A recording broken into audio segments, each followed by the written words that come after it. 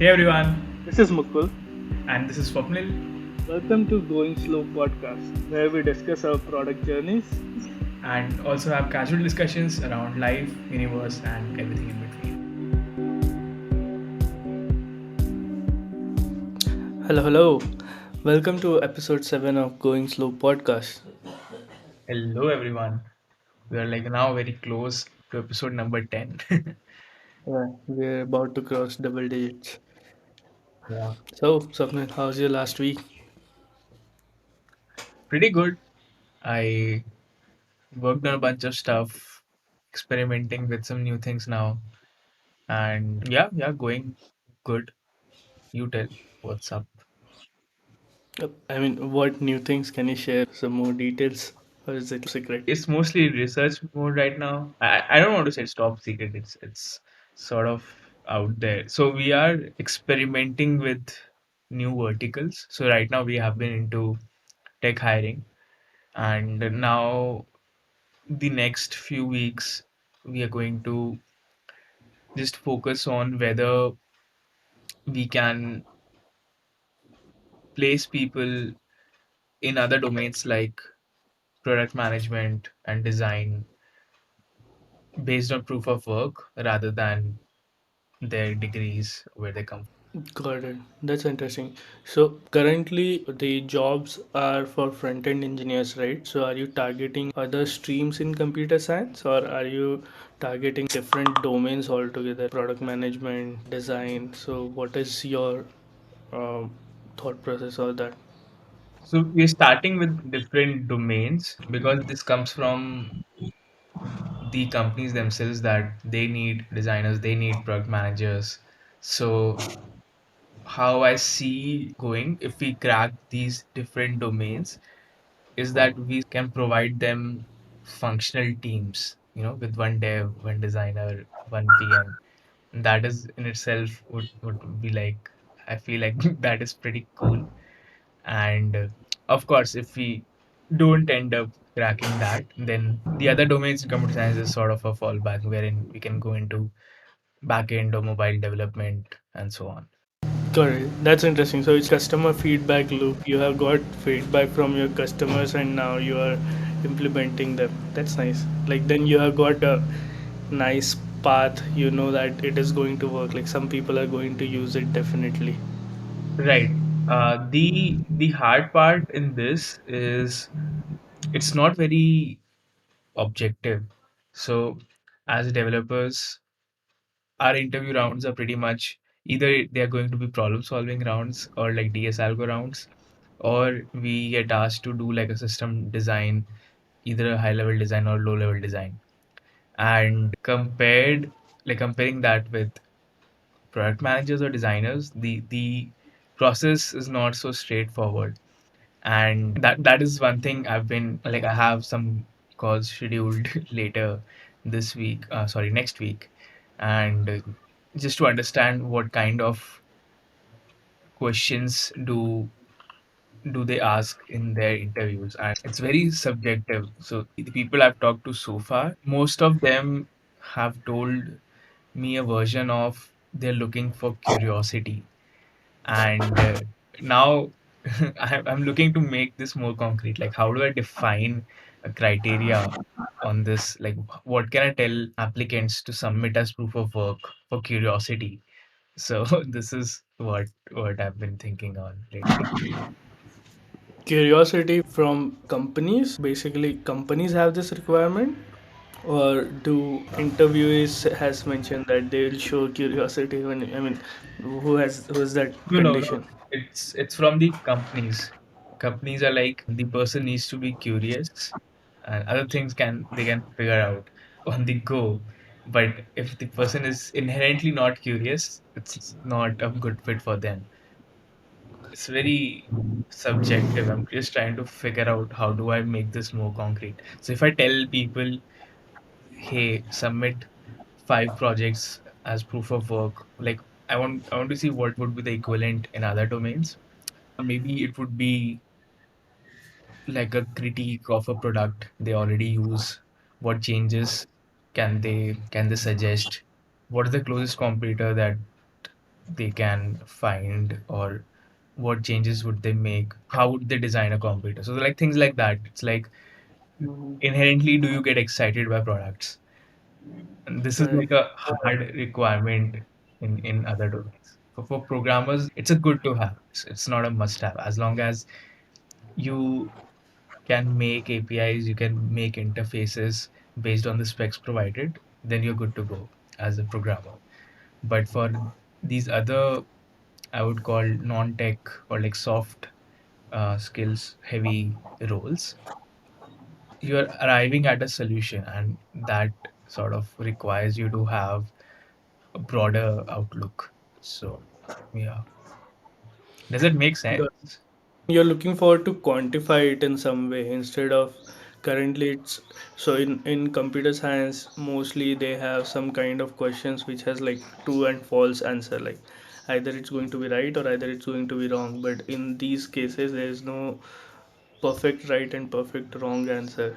So in that cases I think you're looking forward to quantify it or have some metric to judge, right? Yeah, that sounds interesting. But also like one thing I noted that's it's really nice that companies are more focusing on quick to learn kind of attitude than their current skill base, because anytime we join a new company we have to learn all the things from the start. Like previous experiences I think comes into play in terms of different things, but I think in terms of like implementation wise we have to learn everything new, like the company culture, the company strategies and all.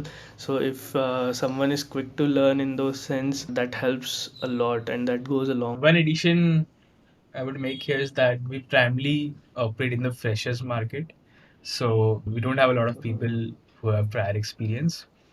At the same time, with the talent craze that's going on in the current ecosystem, like if you already have skills, if you already have good experience and all, then you already have like a ton of offers, and that's like you're already sorted. So we are more looking to target people who are looking for a break into the industry. Interesting. Interesting. So when someone is listing for Rocket, they don't need to be like from engineering streams, right? They can be anything. They can like in their previous job they can do anything. Like they can be in different domain altogether rather than engineering, right? Yeah, yeah. Some people don't have a BTech. Some I remember a few people who had done BCA. There are a handful of people who have just passed 12th, who have not done college and chose this path instead, like directly getting into the industry. That is also where our proof of work ties things together, wherein when we go to a company and pitch someone, we are not saying he or she is a 12th class pass out. We are saying here are the Hmm. skills he or she knows. Here are the projects which is sort of the proof of that, and you're hiring based on that, how well it matches with your JD instead of where that person is coming from.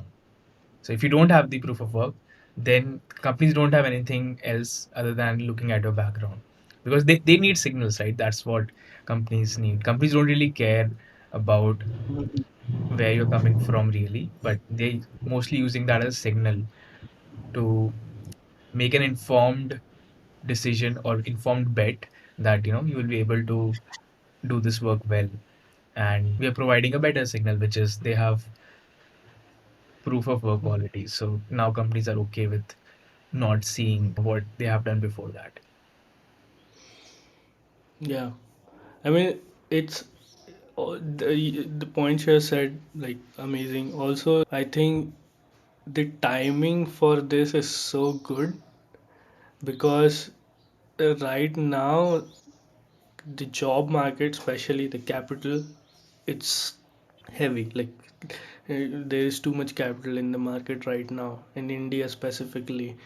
Second, the number of opportunities are very high due to the capital generated because there are so many startups who have raised like so much money, and they are looking forward to hire now so many people. And third, that has increased like so many opportunities. And fourth is with respect to other domains. For example, if you want to be a mechanical engineer, or for example, if you want to work in some hardware related thing, you need those things. So the entry barrier is very high in those things. But here it's lower because you need a laptop and you just need to spend some hours daily for over a period of months to get in. So it's very interesting domain for me because it's like high capital meets number of opportunity meets lower barrier of entry. So it's like perfect sweet spot to be in. What do you think? Like, am I Yeah, correct or yeah, what? it's like right on the spot. And I love how you articulated all of this together. Yeah, it's like the democratization of everything. And previously, you needed a lot of things, like you said, to get into good stuff. But right now, all you need is a laptop and a good internet connection. And that has leveled the playing field for all. Now you can't make excuses. It's like if you want to go get it, you have an opportunity. Of course, there are other factors as well, but um, it has been like a great shift in terms of just the availability of access. Like basically, the access is now democratized, which is super awesome. Yeah. Also, the information in terms of like, for example, a few years back, I got to know about bootstrapping and indie hackers community. I wouldn't have known about it if it is not easily accessible to us. So, uh, the information is very much available, and I think like there are many, for example, successful people, like for example, who has sold their company. They are now creating content and they are extremely vocal or transparent about what they did. And when you see their videos, it's not all like flowers and roses or kind of scenario. They tell you that this is good, this is bad, this is what we have done right, this is what we have done wrong. So it's nice to see that, to get all that information. Yep, yep. So are you planning to release this in the next cohort, or will you do beta testing and release it in next few? We're going to do like a closed beta in Jan, and I imagine it being a very small cohort, maybe like 10 people or so. And success metric would be, can we place them at a good place based on their proof of work rather than their background. So we'll give a shot at it in Jan, and based on the results and based on the ROI, we'll figure out whether we want to double down on this or we want to do something else. In parallel, we have also announced the next cohort for the tech thing. So mm, that is sort of like just hedging bets, wherein whatever's working, we want to continue doing that because that is how we sustain as a business. At the same time, we need to experiment with new stuff. I don't know whether it will work or not. I don't have expectations. Like otherwise, I'll get disappointed. So I know that it's best not to have expectations. So I'm totally okay with it not working out, and that's the reason why we have the cohort 5 dates announced. So sort of that cohort will happen in March. So we have like a good 2-3 months there, wherein we can experiment with other stuff. And there are more challenges in that.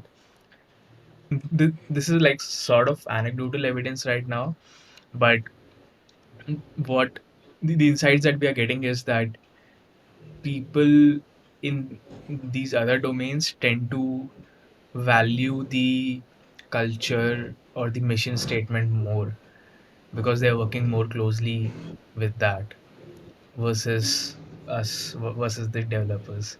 So that is something that we will dive deeper into next month.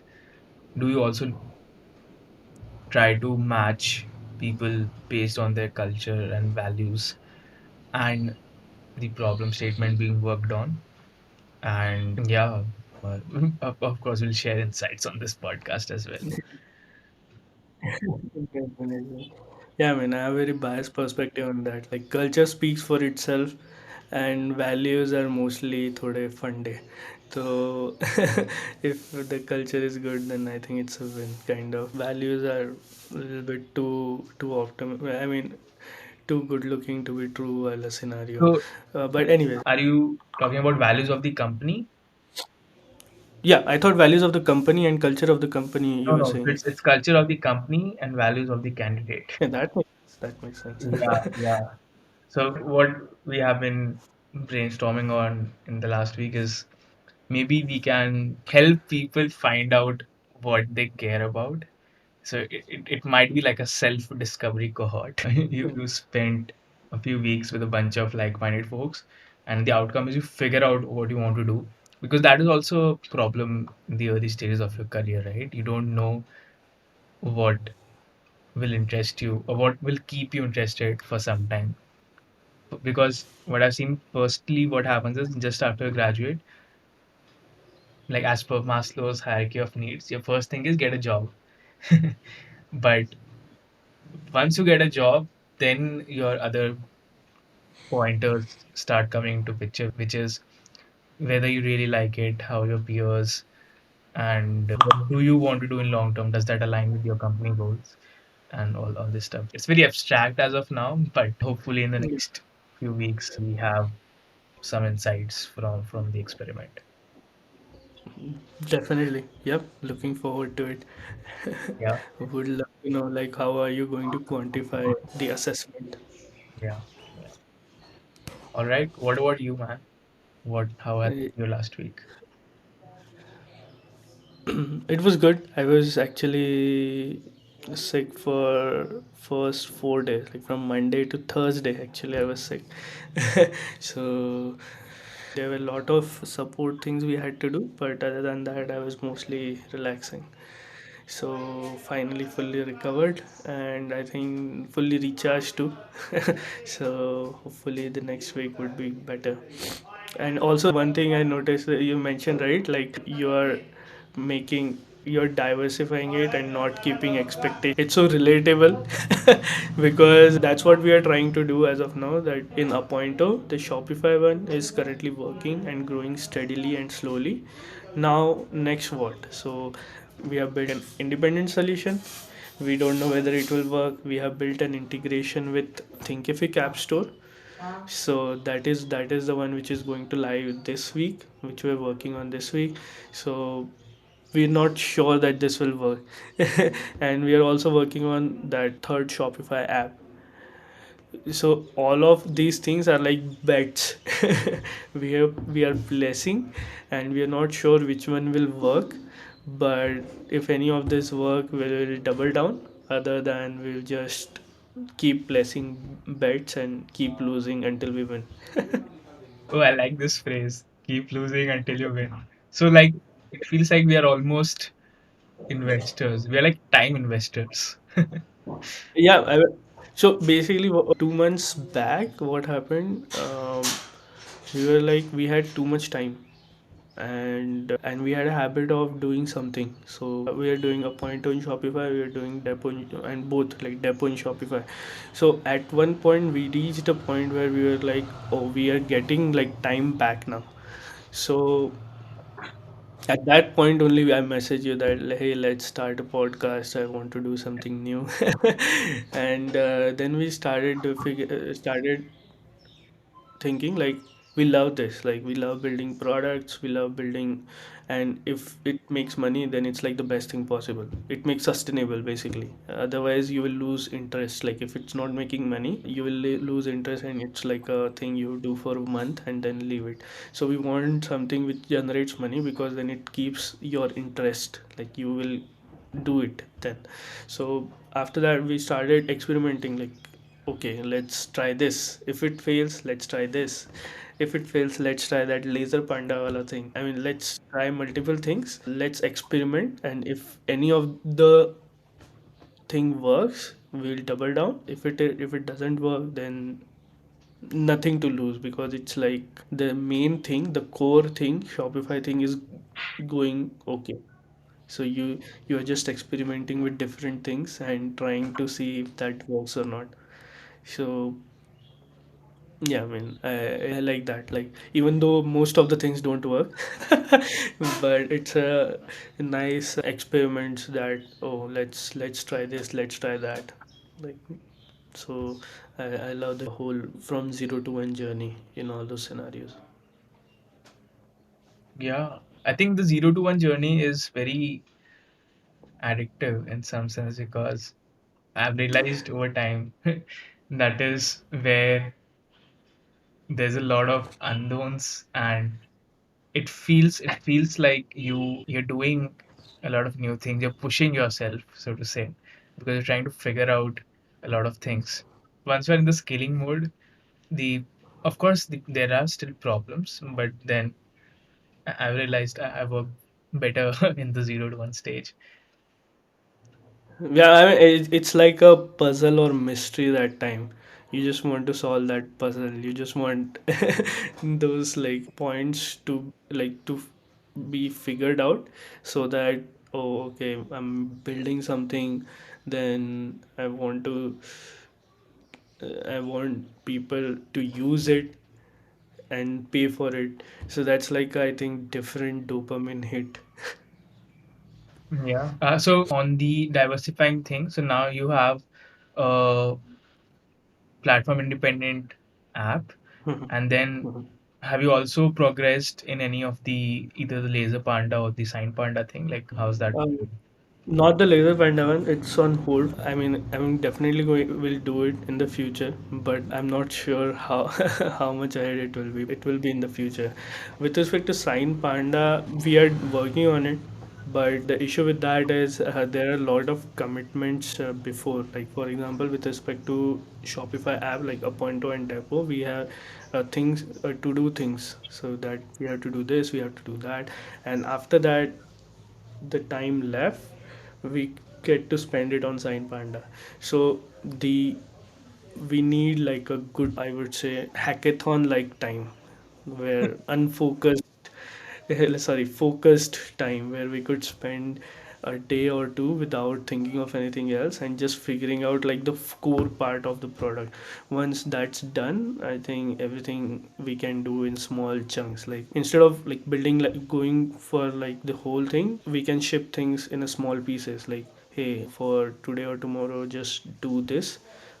For the next 2 days, just do this. So once that core part is figured out, we both can assign ourselves like a smaller task which we can do it in a day, in an hour or so. So in those cases, the it gets achievable for us to do things. So it's like one big problem, we want to solve it into multiple solve problems and then do one small problem at a time. And once that's done, then we are hoping to release it. So it's at very initial stages as of now, but we have started working on it. Got it.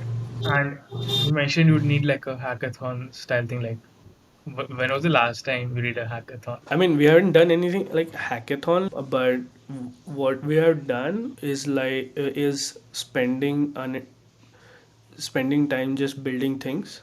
So we have done that when we were building independent version of a pointer, or whenever we did like a major revamp, it was with that totally hackathon spirit that we just want to do it and get it done. Got it. So in those cases, like especially there were 2 points when we were building a pointer and depot, and second when we were revamping the whole product. When we are revamping a pointer and when we are revamping depot, in those cases we had this hackathon spirit. And it's mostly coding, so you can get into that hackathon spirit. Right. So yeah. Yeah, for me it's been a long time. I used to do a lot of hackathons in college, but then with time I find it hard to stay awake for like a long like after a point. Like yeah. Obviously, like now, if someone says hackathon, I would say, why do you want to waste Saturday staying awake for 24 hours and all those things? But yeah, at that time, I was like, oh, let's do it. I think there's that famous hackathon, right, in college. Yeah, yeah. The half of the time was to figure out the Microsoft products, and half of the time was to code. Yeah. It was insane. Yeah, I remember we built a snake and ladders game using periodic table as the game board. That's what Oh, really? that's what got us the first prize. Oh, nice, nice. At that point of time, we were like, "Oh, let's build something which will change the world and everything." And the thing is, you don't have to do that. You just have to build like a basic thing which works. Yeah, so we actually learned this in the previous year. So we participated two times. In the first year, we sort of had a similar mindset, change the world and all that. And then we saw which kind of things won. And then we sort of reverse engineered it. Okay, what are they really looking for? And that was like, it should be fun, it should be unique, and all that. So we just spent a lot of time designing the game rules. So we had some rules like in the periodic table, there are like columns, right? Which where elements have similar properties. So we had ladders in that you can jump up in that column, and we related some other elements as well, and there was like a snake between them. It was mostly like a storytelling presentation. There was not a lot of tech involved, but it looked pretty cool, and it was in 3D, so it was done in Unity. So it was very cool, and we just pitched it as a thing for school children, and we hosted it somewhere as well. I think it was the Facebook App Store or something. And yeah, the first look was awesome, and that we figured out that time. Okay, this is what matters. When we actually got the first prize, I was like, yeah, we nailed it. Wow, that was way above college level thing. Yeah. At least it's amazing, man. Like you published it in the App Store and all. Yeah, Uh, it was there during that time. I think by now it won't be there. We didn't maintain it, we didn't upgrade it or anything. So now it's not there. But yeah, that time we put it online. And yeah, that was pretty cool. I remember a few of my friends participated in a competition or hackathon, I don't know, whether the problem statement was there will be a leaf, like there are six types of leaves, and you want to detect, like, from the photograph of leaves, that which tree it belongs to, something like that. So you have set these are the six leaves, they will give it to you, and you want to determine to which it belongs to. So initially they were like super excited. They tried all the whole machine learning thing and stuff. Didn't work out. Eventually they added like a random number generator. It was like they'll show it will be the photograph, they'll show that image, and it will compute like a random number and just display that number to them. Hey, this is that third type of leaf. And and I think they submitted it, and I remember the professor's reaction, and there were like three attempts and they got one right. The random number worked for one time. And they were super happy, and professor was super happy and super impressed that how fast this computation is. It was super funny though, the whole scenario. I participated with two of my friends in a hackathon last year, which was very interesting. It was organized by, I think, CTO of Zerodha, OSS hackathon, FOSS or something like that. I don't remember the name. In that hackathon, we basically, for example, if you're working on Slack, then you can, and if you have some like Stripe notifications, so you have Stripe webhooks and all, right? So there will be like a middle software where you can add Stripe webhook, you can add some transform logic, and then you can send it to Slack. Something like you receive a webhook, transform, send, something like a middleware. So we built that for that hackathon. I think we got, I'm not sure what prizes was that, but we got 25K for that hackathon. So it was fun. Yeah. It almost feels like Zapier. Zapier, but simple. Another society waiting to happen. Yeah, yeah. I mean, there. Actually, I wanted to build this for a long time. This. So there are few ideas I actually want to build, but I'm hesitant to build, and because I'm not sure people will use it or not. So this is one webhook one. It is already there, and second one, should I share? Yeah, yeah, Or sure, sure. second one, I'm very excited to build, but I haven't like thought of it actually to go through it. Is when I was in my previous company, Intuit, so they had a thing called employee reward program.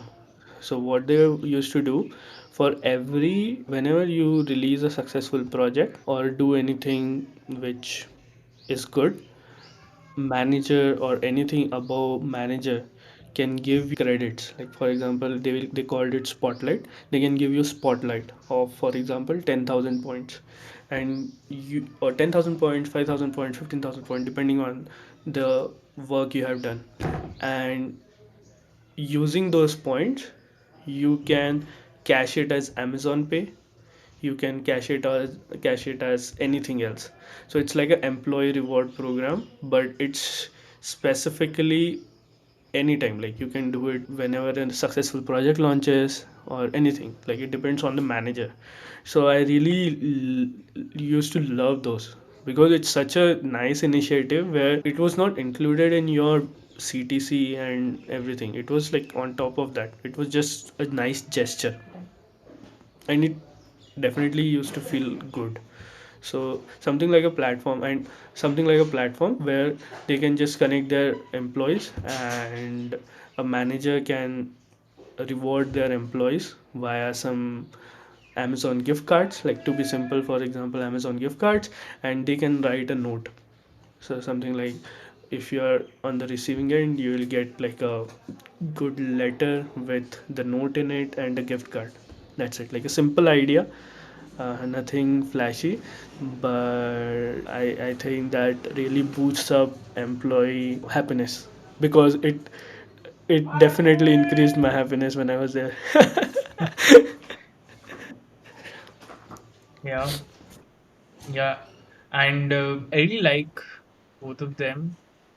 Like if people who are listening, if they are interested, they can pick this up if they just looking to build something but don't have an idea. So then they can pick this up and we can maybe also brainstorm with them if they're stuck somewhere sometime. I think brainstorming is comes natural. Yeah, definitely. Definitely. Like the idea I mentioned, both of them are not new. Like obviously, like there is a validation and all, but yeah, I really find those idea interesting. Yeah, I just remembered one thing you mentioned that you're putting or you have already put a pointer on. You called something like Thinkific or something. Thinkific App What Store. is Yeah. that? So Thinkific is a platform for course creators. They help course creators to build courses or to build their own online courses. It's almost like a platform wholly dedicated. It's something like Shopify for course creators, kind of. You can build your courses. There will be like a course player and everything. So they last year released their own app store, and they're looking forward to grow it.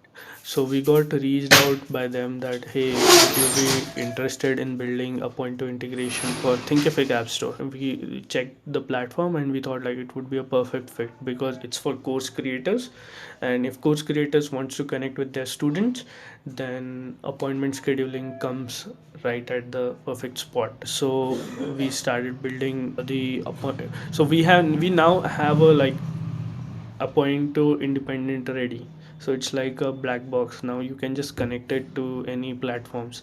So now what we are doing is like, we now have one thing ready. We are just building like a bridge between Thinkific and the independent version. So now we have done that, and yeah, it's like basically we have the independent platform ready, connected with Thinkific, and now hopefully by next 1 to 2 weeks it will be live in the App Store, and we'll be able to know how good the installs is, how good the conversion is, and if it is something we can double down on in the future.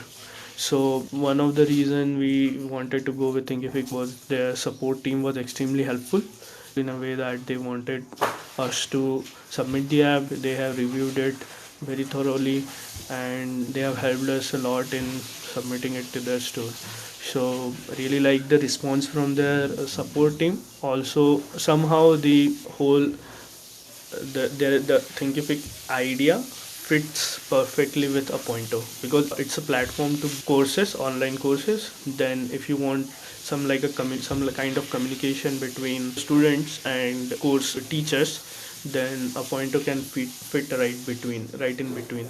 So yeah, it's like an experiment or a bet as mentioned before. So let's see how it goes.